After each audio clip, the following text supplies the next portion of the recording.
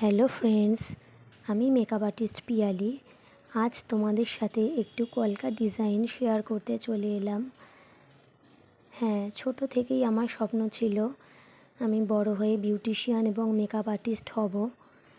তো কেউ makeup artist হতে চাইলেই যে সে হয়ে পড়তে পারবে এরকম কিন্তু নয়।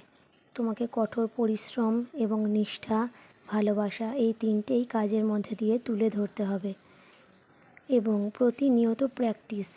এই জিনিসটা এমনই যে তুমি প্র্যাকটিস না করলে কোনো দিনই বড় মেকআপ আর্টিস্ট হয়ে উঠতে পারবে না।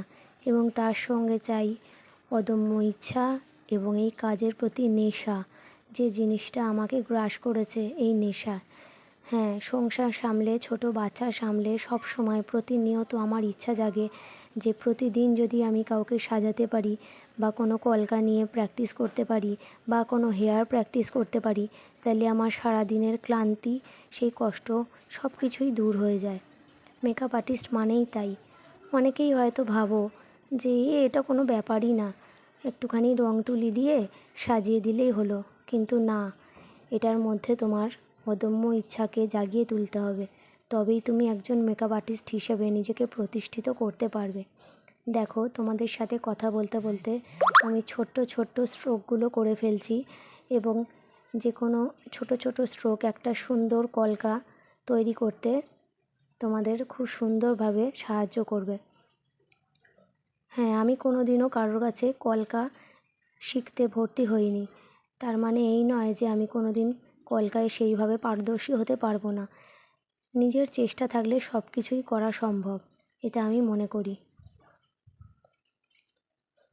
দেখো, ছোট ছোট স্ট্রোকগুলো দিয়ে এইভাবে তোমরা একটা সুন্দর কলকা কিন্তু করে তুলতেই পারবে।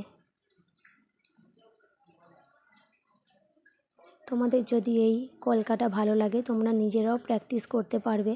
হ্যাঁ, ভিডিওটা অনেক লেন্দি হওয়ার জন্য আমি ভীষণ স্পিডে একটু দেখিয়েছি ভিডিওটাকে। আশা করি তোমরা বুঝতে পারছো।